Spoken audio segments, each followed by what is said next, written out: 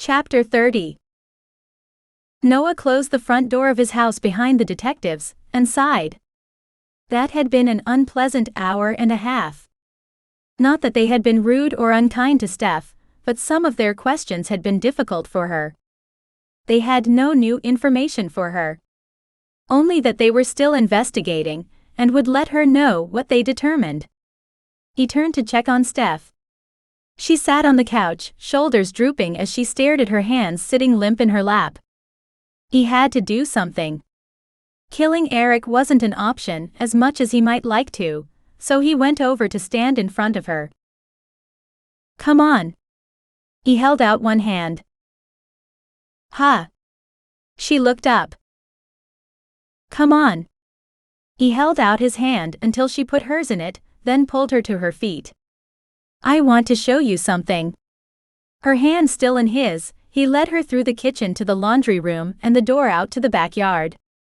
He flipped one of several switches next to the door before opening it and leading her outside. "Watch your step, there are a couple stairs." The light of the day was fading, but Noah knew where he was headed and led her there without a misstep. "What's wow?" She cut herself off and stood motionless for a moment. "Come on over here."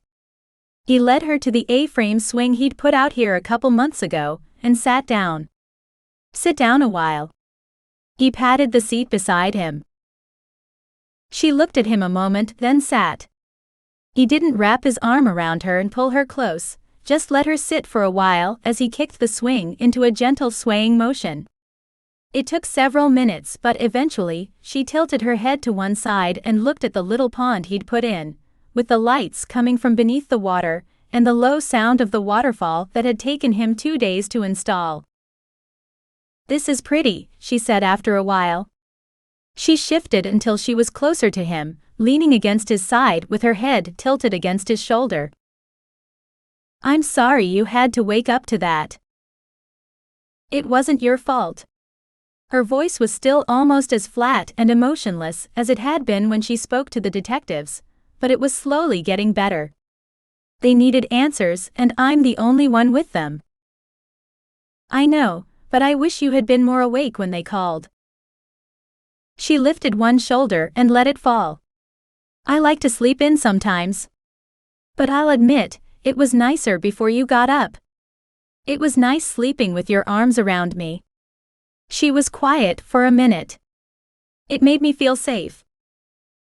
"I'm glad."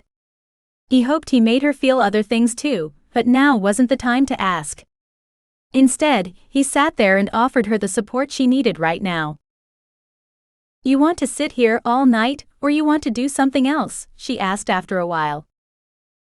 "Whatever you want. I'm good." They had planned to do her grocery shopping tonight, but now there would be no point. "We got the stuff I like last night. Do you want to go get some of the things you like? We were planning to stock your place last night, and there's no reason we can't get what you want to eat for here. At least we can get you more of those rock stars you like, so they're here." "We can do that if you want. I also need to get more clothes. Since mine are now part of a crime scene, I'm going to need something to wear at least for a few days." Steph sighed. "I feel like I'm invading your home. That's not my intent, but I don't know where else to go." "I invited you. But it was kind of on the spot. I feel bad." "Hey." He used a finger under her chin to turn her face to look at him. "Stop. I signed up for this and there's nowhere I'd rather be right now. I would hate for you to go anywhere. Even back to your place. I like having you here. I like knowing that Eric isn't here, and that he's not going to show up and do something to hurt you here." He dropped a light kiss on the tip of her nose. "At least not while I'm here. Normally, I'd tell you I can take care of myself and exactly where to shove it, but I'm tired of it all and I just want to forget tonight." "Forgetting I can manage. Go put on some shoes. We'll do your clothes shopping then. I have an idea." "What?" "It's a surprise." He waited until she got up and went back inside, before pulling out his phone and looking up movie listings. They stepped out of the movie theater, into the night. Steph had laced her fingers into nose as they'd left the nearly empty theater. Noah had liked it enough that he'd done everything he could, so he didn't need that hand for anything else. "Well, what now?" Steph asked. Noah tugged her close and hooked his arm around her neck as they made their way out to his truck. "That depends on what you want to do." "I don't know. There's not much open. Maybe we should go back to the house.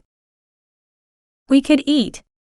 There are several places open all night." "How about that place we went the other day? The Flamingo place?"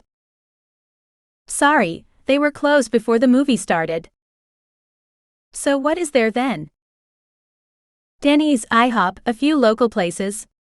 "What are you in the mood for?" "Real food. Not packaged crap." That might be a little harder." "Okay, I'll be a little less picky. I want to sit down at a real table and have food that doesn't taste like packaged crap."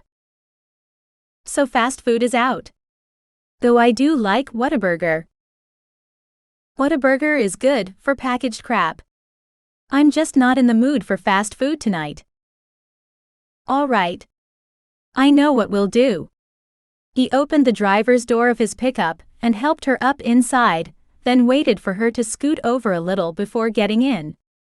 She'd started this when they'd left the house this afternoon. It struck him as a little old-fashioned but sweet that she wanted to sit next to him, rather than have the fold-down seat separating them. He didn't tell her where they were going, he just started the truck and pulled out. About 20 minutes later, he pulled up in front of Denny's. It's not ideal, but they've really improved their menu over the last few years. "I haven't been in a while. I'll give it a try." "We can go home if you prefer. I'll cook." "No. We're here, let's go in and eat." She nudged him with her elbow, prompting him to open the door, release his seatbelt, and get out. He held the door for her to slide out behind him, then closed it and walked her inside. "Sit wherever you like, I'll be right with you," the lone waitress said from behind the counter as they stepped through the door. "Where do you want to sit?" Noah looked at Steph. "Booth." "Booth it is." He looked around and spotted one that looked good. It was well lit without being right under a lamp, and led her to it. She sat, and he started to slide in across the table, but her words stopped him. "No." She looked up at him a moment. "Here." Steph patted the seat next to her as she slid further in to make room for him.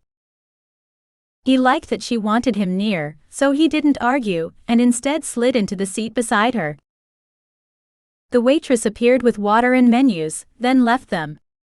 They looked at their menus a while, then Steph closed hers and laid it on the table in front of her. "What are you having?" he asked.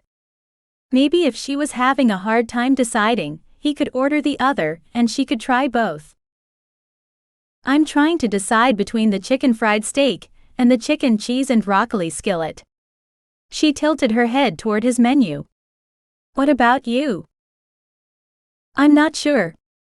The chicken fried steak was okay but not his favorite, and he had no interest in the skillet. He didn't care for any of them that he'd tried.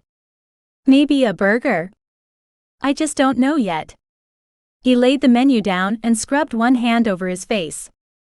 That dark hour of the night, where it was hard to stay awake, was getting closer. He could feel it. Coffee. That's what he needed. The waitress came and took their orders, and Noah didn't forget the coffee this time. Then she disappeared again, and they sat for a moment in comfortable silence before Noah spoke. "After we eat, you want to go back to the house? Or I have another idea if you're game." "I'm game for whatever you have in mind." "Even if it's a pre-dawn hike?" "Even if.